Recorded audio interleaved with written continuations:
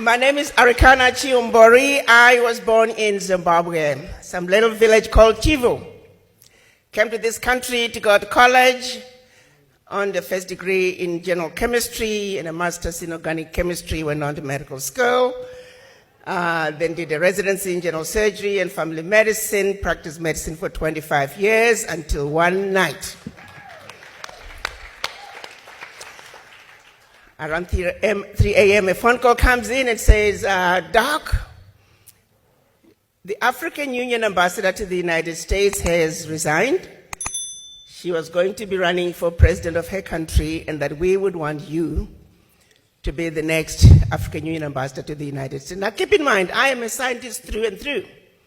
So who in their right mind would want me to become an ambassador in Washington? I thought that was a joke and it was laughable. Well, I fought it for about 6 months, but because being an African, after a while I had to listen to my elders. So I figured, okay, if you think you're putting a joke on me, the joke is on you, because I'm going to only go to Washington for 6 months and then I'll come back. And I'll tell my elders that I tried, but I couldn't do it. But something happened during the first 4 to 5 months. And mind you, I'm staying in a hotel because I knew I wasn't going to get into a contract, renting or buying, that I wasn't going to last. But what was very disturbing was the disrespect that was so blatant. I would be sitting in meetings initially, because as a doctor, you're always a doctor no matter where you are. And I thought it was really quite humorous sitting with all these big diplomats, and here I am, a medical doctor, and I'm supposed to be useful. I'm busy diagnosing them, you got a thyroid condition, you are bipolar, and I got a pill for you. I'm not really paying attention to the deliberations, because I don't think politicians accomplish much anyway. So it was more important to diagnose them and their medical conditions. But every now and then somebody will say something and I'm like, wait just a minute, did they just say that?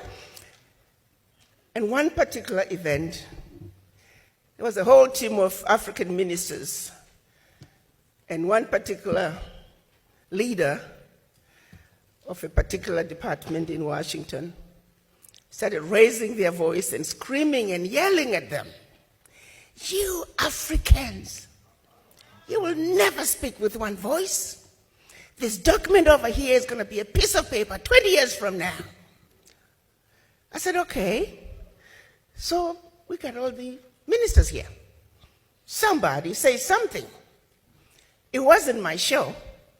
I was like third. You know how you sit, you got your team leader, and then according to rank, I was number 3. So clearly I wasn't supposed to speak. I waited for those who were supposed to speak. They did not. More and more of those situations became apparent to me. And I remember 5 months into my stay in Washington, I called home and I said, well, you know what, guys, I'm going to hang around a little bit longer. There were a few, that needed a good kicking. And that I was going to hang around until they ran me out of Dodge, and that's exactly what happened.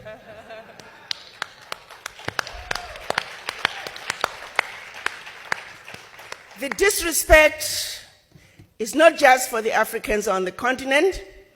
The disrespect is for black people around the world. The abuse is not just for Africans on the continent. The abuse is for black people wherever you find us. I'm going to share with you some basic facts. You see, our story is a simple one. Our story is of truth and facts, which are two constants that do not change. And all we need to do is give the world an overdose of our truth and insist on it. As we speak today, I'm going to take you back centuries, long before the children of Africa were taken out of Africa as slaves. There was some serious resistance when the occupiers from the West came to Africa, contrary to what some might think. They didn't just give up their children, but the fighting began long before slavery. And the resistance was those who led them, the majority of them, their heads, as we speak today, are sitting in jars in Europe. Are you aware of that?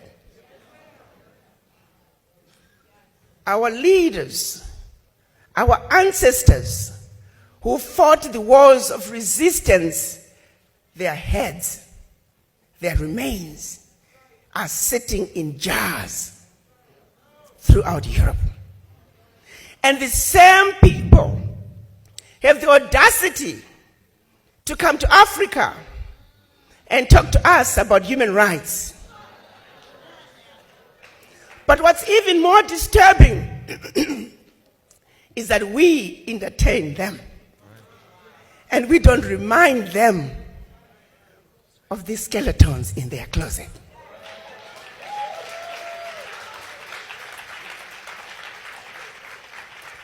As we speak today, the priceless artifacts that they stole from all over Africa are sitting in their museums throughout Europe. And when you and I, when we visit Europe, we pay to see what belongs to us. Evidence of theft, evidence of murder on display in plain sight. As we speak today, black people are listed as 3/5 of a human being in the US Constitution. As we speak today, the redlining continues. As we speak today, African countries are being made to pay ridiculous interest rates on loans that they should not be paying for. As we speak today, reparations are due.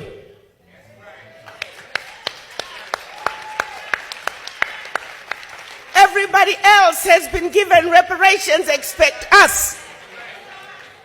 The question then becomes, what is wrong with this picture?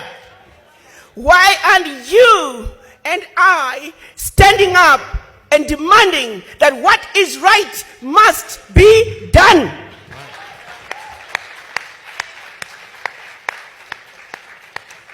I can tell you why.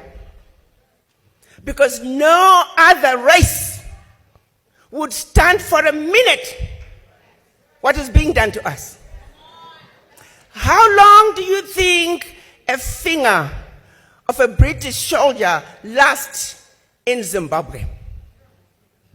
How long do you think a thumb of a German soldier lasts in Namibia? Not even a minute. They would storm in, kill hundreds, if not thousands of people just to recover that one finger. Why is it that we are unable to come together and speak our truth and demand that what needs to be done must be done?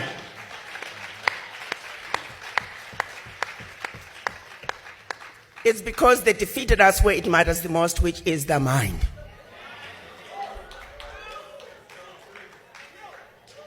It started with the missionaries in Africa long before slavery. They were sent by the Roman Catholic Church to subdue the Africans, make them believe that when you get slapped, turn the other cheek, and that your riches are in heaven. So by the time they followed with the colonizers to reap and rape Africa, we were already brainwashed.